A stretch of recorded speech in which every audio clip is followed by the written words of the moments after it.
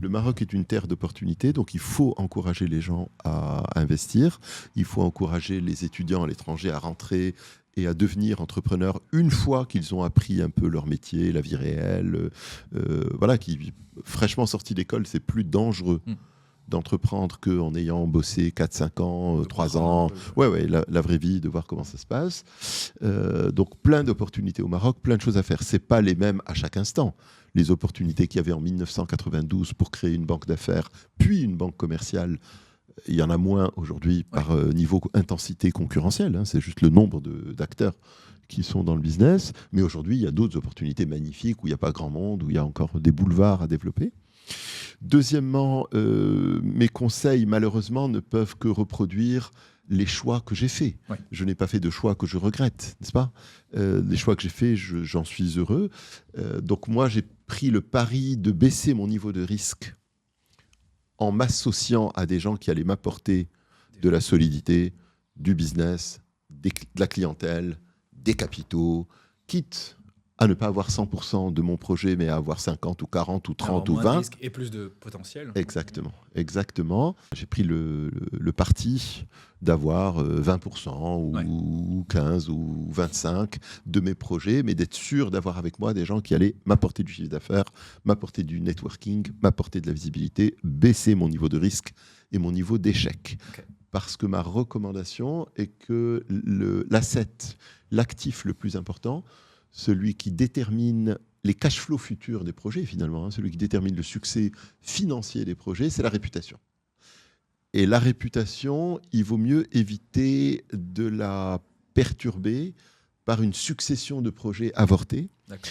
Donc le fait de baisser le niveau de risque d'échec d'un projet en prenant moins et en s'entourant fortement dans le capital du projet, construit à la fin, sur le long terme, une réputation qui elle-même est gage de projets ultérieurs, d'autres projets, d'autres cash flows, de rentrer dans un cercle vertueux avec la carrière, avec l'âge, avec l'expérience. Avec des partenaires aussi qui restent.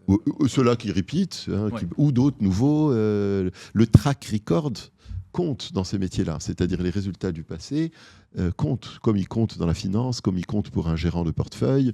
Quand vous confiez votre argent à un gérant de portefeuille, vous lui dites « montre-moi tes performances au cours des 10 dernières années, ou tes 15 dernières années ».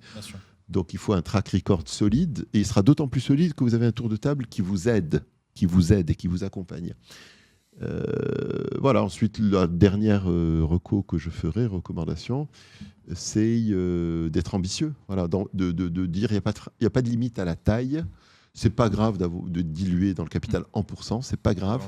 Ce qui compte, c'est les dirhams que vous possédez. Ouais. C'est pas le pourcent, c'est les dirhams, c'est le développement des dirhams. Ouais. Plutôt que rester absolument à 50 ou à 25 ou à 28. Et de la dynamique, parce que souvent, même quand on valorise l'entreprise, on regarde aussi la dynamique de l'entreprise. Donc finalement, Bien sûr. Avant de finir, est-ce qu'il y a un sujet qu'on n'a pas abordé ou quelque chose que tu voudrais partager ou je sais pas, quelque chose dont on n'a pas parlé durant cette heure et quelques? Franchement, non. Je pense qu'on a tout dit. On a parlé du changement de génération, en fait, qui était le sujet principal, parce que marché financier, bourse, intro en bourse, projet, ambition, société en commandite par action, tout ça, il faut que ça s'adapte à une certaine génération, à un certain âge. Donc je suis content que les gens qui ont 20 ans aujourd'hui, 25 ans, 30 ans sont complètement ouverts à tout ça. J'espère qu'il y en aura plein, et que voilà, on pourra doubler, tripler, quadrupler les sociétés cotées en bourse. Je peux aussi témoigner parce que j'ai heureusement ou malheureusement 32 ans de carrière au Maroc. Je peux aussi témoigner du formidable bond que l'environnement a fait. L'environnement, c'est important. La direction des impôts, c'est un partenaire important. La douane, c'est un partenaire important. Le ministère de l'Industrie, c'est un partenaire important. Le ministère des Finances, c'est un partenaire. Donc, entre l'état des mentalités et du rôle et mission de chacune de ces entités de 1992 et celui de 2024, le bond est spectaculaire.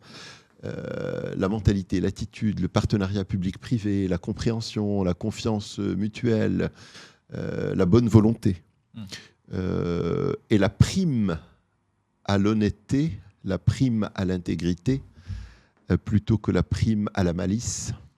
Et le mot malice en français est un mot à double sens. Donc la prime à l'honnêteté, à l'intégrité, à la malice a beaucoup progressé.